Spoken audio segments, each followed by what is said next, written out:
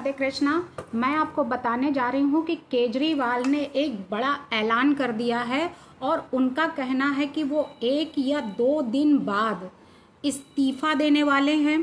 उन्होंने पहले भी इस्तीफा दिया था जिसमें वो भारी बहुमत से विजयी प्राप्त की थी। तो क्या वही टेक्निक फिर से तो नहीं आजमा रहे हैं कि हम लोगों यानी जनता के बीच में हम फिर से भगवान बन जाएंगे, जनता मुझे और पसंद करेगी? क्योंकि उनका करियर तो जेल से आने के बाद वैसे ही समाप्त हो चुका है। तो अब वो नई टेक्निक निकाल के लाए हैं कि अगर हम ऐसा करेंगे तो लोगों के दिल में उनके लिए जागरूकता जागेगी, लोगों के दिल में उनके लिए जगह बन जाएगी कि हमने ऐसा ईमानदार नेता हमने नहीं देखा कि जेल से आने के बाद ये घोषणा कर रहा है कि अब हम ईमानदार हैं या गुनहगार हैं तो ये जनता तय करेगी। यानी कि केजरीवाल ईमानदार है तो जनता अगर चुनेगी तो ही मैं सत्ता पर बैठूंगा, अदरवाइज मैं सत्ता यानी इस कुर्सी को छोड़ दूंगा।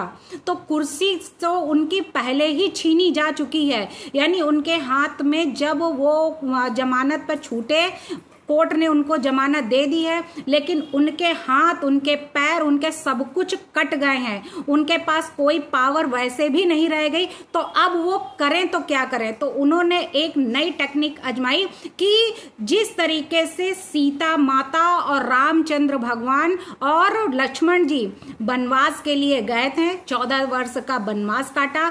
वनवास काटने के बाद तब वो जब यहाँ आए तो सीता माता को अग्नि परीक्षा देनी पड़ी। तो अब मैं जेल काट के आया हूँ तो मैं भी अग्नि परीक्षा देने के लिए तैयार हूँ।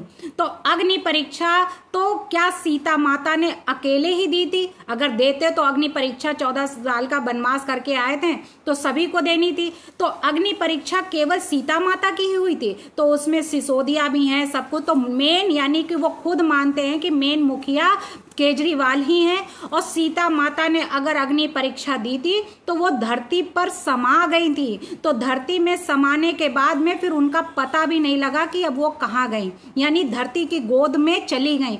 तो क्या केजरीवाल का भी यही प्लान है कि अब हम इस दुनिया से हम भी जाने वाले हैं, यानी इस धरती पर हम भी समा जाएंगे? यानी इसीलिए उन्होंने पहले से ही तय कर दिया कि आम आदमी पार्टी का नेता वो खुद बताएंगे कि यहाँ का मुख्यमंत्री कौन बनेगा।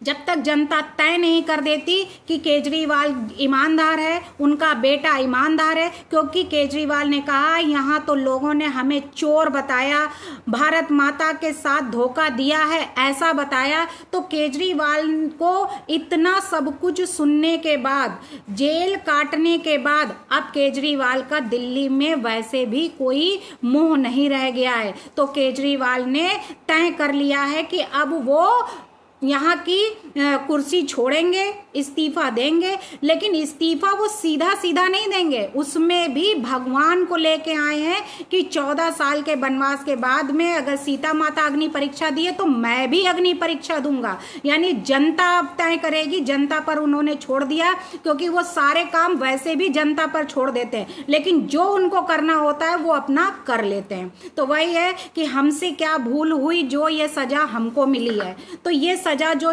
मिली है केजरीवाल को, तो अब ये जनता के हाथ में उन्होंने छोड़ दिया है। अब जनता तय करे कि केजरीवाल का क्या करना है। तो उन्होंने ये भी कहा है कि मैं इन सब के लिए आया था राजनीति में, यानी कि कोई धोखा नहीं दिया है, हमने किसी जनता के साथ में कोई खिलवाड़ नहीं किया। हमने बिजली फ्री दी, हमने पानी फ्री दिया, हमने बस फ्री रखी महिलाओं के लिए। दिल्ली में इतना फ्री कोई भी सरकार नहीं की है जितनी सुविधाएं हमने दी। तो हमने किसी के साथ धोखा नहीं दिया।